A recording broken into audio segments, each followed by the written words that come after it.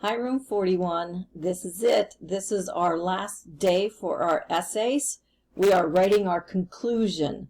So that's going to be a paragraph at the end of our essay, wrapping up everything we've been trying to teach our readers, trying to convince them that what we said was true. So our goal today, we'll use our background knowledge to select the language that helps the reader to understand the importance of your ideas and conclude an essay. Some things to think about while you're writing your conclusion today. What language best helps the reader to understand your purpose? That doesn't mean what foreign language, Spanish, English, things like that. It just means what strong language, what types of words can you use? Okay, a very powerful, persuasive type of an essay. What will you use that's going to help your readers to understand your purpose? And how do you know if your conclusion is effective? So that might be some way for you to test to see if that's an effective conclusion. So let's go on. All right. At the end of essays, writers want their readers to know that they have realized something and now will act differently or think other people should act differently. One way to do this is to use common phrases or sentence starters to help them. Just like we did with our introductions, that I gave you words and ways to start an essay. Here are ways to end an essay. I realize that, or you could say, I now realize that. It might be a good way to start your conclusion. I now realize that teachers aren't the only ones who help children to learn. Second one you could try. This makes me think. So with mine, it would say, this makes me think that there is so much learning to be done outside of school, and that teachers truly aren't the only ones who teach children. How about the third way? You could try and start your conclusion like this. I realize that when I start, or then you could finish it with I feel. So let me try that one. I realize that when I started this essay about teachers not being the only ones, I felt at first that, well, I am their teacher. But now I realize that so many people in their lives are their teachers. You could try the fourth one. Other people should care about this because, this is one way of being that strong language. Other people should care about this because I want people to understand that there are so many adults in children's lives where they're teaching children on a daily basis that sometimes just goes unnoticed or unappreciated, like your coaches and your music teachers and your church leaders and anybody in your life that's been working with you daily or weekly. They're a teacher too. You could try this. You could try this one. This is important because, I like that one. This is important because people need to realize how many teachers a child really has. It's not just their fourth grade teacher. It's not just Miss Thompson. They have so many teachers in their lives that are there to teach them so many different things other than just school subjects. Or you could end it with, my thesis statement is true. So my thesis statement is, teachers aren't the only ones who help children to learn is true. Because this is true, isn't it also true that? And then I finish that sentence. So there's a lot of ways to end an essay. We need a powerful way to start that concluding paragraph. Let's take a look at this one. Remember last year I told you I had a boy writing about football, and we had taken away football at recess, and he wrote his essay about wanting football back? Here's how he concluded his essay last year. There should be football at recess. Wow, that's a pretty bold statement just to start with, but he just put it right out there, didn't he? There should be football at recess. We will get more exercise, we will play more, and we will learn important skills. I'm starting to realize that when we were little, we could get hurt on the swings or slide. Football is just like the slides and the swings. As long as we are careful, we can be safe. Please take the football ban away and let us play again. What do you think? Powerful language? I really liked his conclusion. Now you notice he has his thesis statement right at the very beginning. There should be football at recess. What comes right after that? We will get more exercise, we will play more, and we will learn important skills. There's his 3 reasons. He is starting to realize, and he had himself thinking. So this didn't come from a research or anybody else. He was thinking, I'm starting to realize that when we were little, we could get hurt on the swings or the slide, right? When you think about it, when you're in kindergarten and 1st grade, it's easy to get hurt on those. Well, football is just like the slides and the swings. As long as we are careful, we can be safe. Please take the football ban away and let us play again. Now that's quite a request at the end of it. So I really like the way he ended it. Now that's basically what I'm looking for from each of you, is each of you to give me a conclusion that makes me think, you know what, they were right. I do believe them now. So that's what a conclusion does. Now, I tried my own. Not sure I'm convinced yet. I might have to try another one.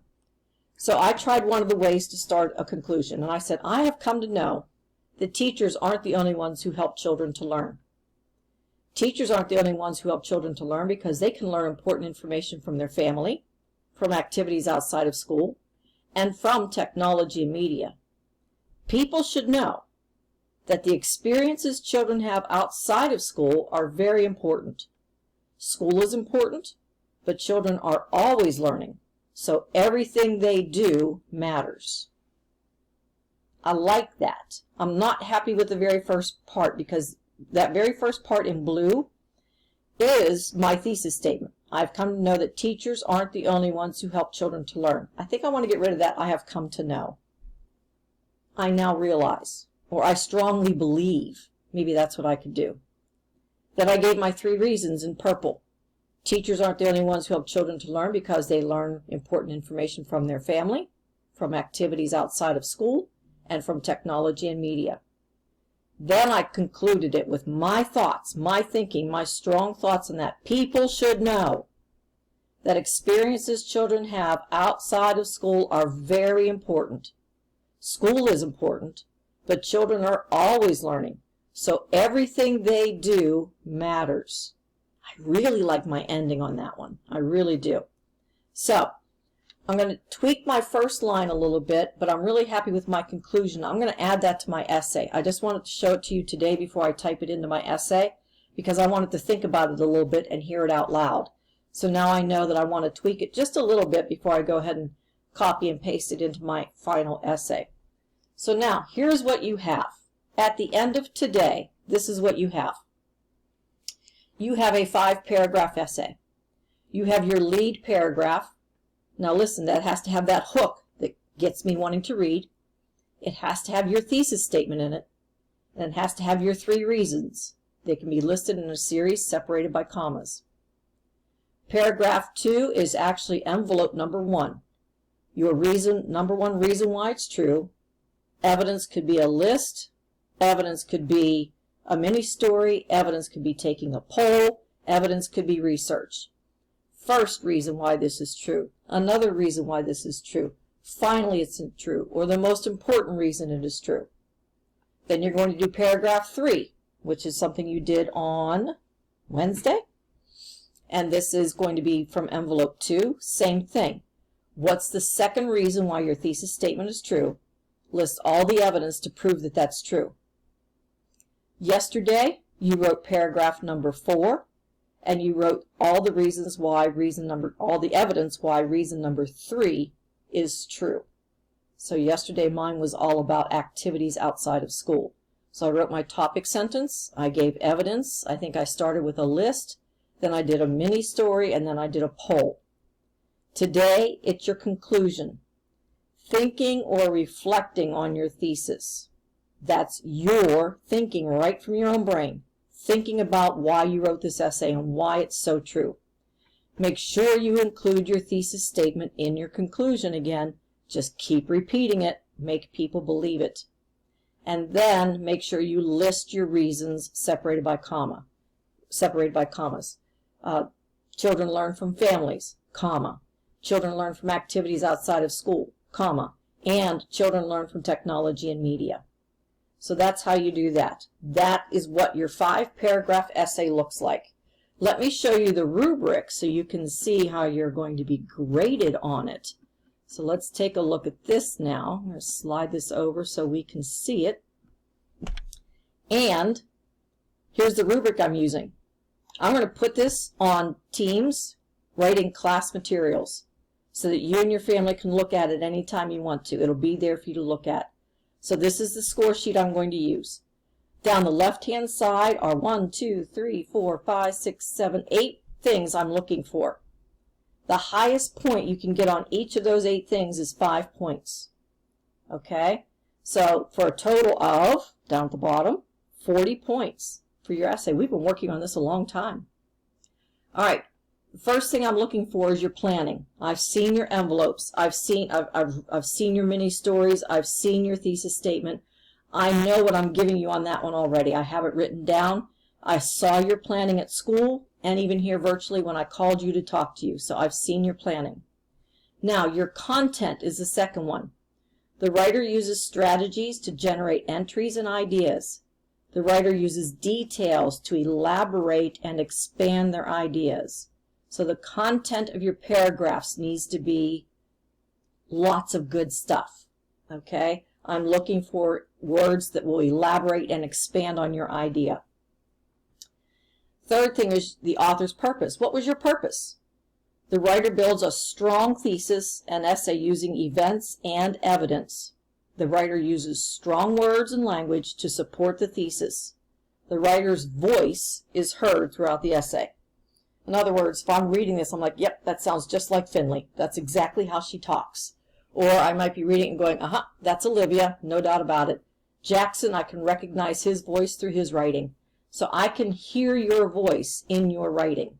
As I read it, I'm hearing your voice when I read it. Then I'm looking for independence. Oh my goodness. I'm hoping all of you are going to get a 5 out of 5 on this because you've been working so hard on this independently at home. So this is a really unusual time for school. Typically I would be at school with you, and if you're over at my desk every day asking for help, you really weren't working independently. But this time you were kind of forced to work independently. Okay, so hopefully everybody's doing a really good job on that one. Now, the qualities of good writing. The writer learns the value of small stories, evidence to support a claim, repetition, and transition words. So that's where I'm looking for. You keep stating your thesis statement. You keep telling me your reasons. You sound like that broken record that just keeps going and going and going. Okay? You use those transition words. For example, another example, one reason, a second reason, the most important reason, finally, in addition to. So we're looking for that in that qualities of good writing. The writing process. Did you follow the guidelines of essay writing and proceed through each step of the process? I taught you each step of the process as we went through there. So you should have each step of the process in place. We began with creating a thesis statement, boxes and bullets. We tried them out.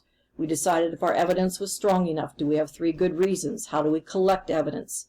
How do we build paragraphs? The next one is language. The writer uses appropriate language for expository writing. Expository writing is this. It's nonfiction writing, opinion writing, persuasive writing, any type of an essay that we would write. So you're using appropriate language. You're not being silly. I don't want smiley faces. I don't want silly things. I don't want ha ha ha. I don't want anything like that. This is very formal writing. Okay, so it should just be 5 paragraphs on a page. No cute stuff. This is nonfiction writing. And then finally, your mechanics. So you're following the proper procedure for editing and revising a piece of writing. Now, I can't be there to help you, okay? You need to rely on someone in your family. The writer is aware of the audience and produces a piece that shows the proper mechanics, including spelling, grammar, sentence structure, and punctuation. All total, this is 40 points for language arts. This has been a long time coming and a slow process because we've had to do it virtually. But I cannot wait to read these final essays. We'll find a way to share them. We'll find a way to put them out on websites, whatever we have to do to make sure that we can really celebrate our writing this time. So, this is your day for your concluding paragraph. Now, I don't want it sent to me. Don't send it to me. I want you to take the weekend, reread it, read it to someone, share it. Make sure that you've developed a piece that you can be really proud of. I can't wait to read them, boys and girls. All right, you are writing your conclusions. Good luck.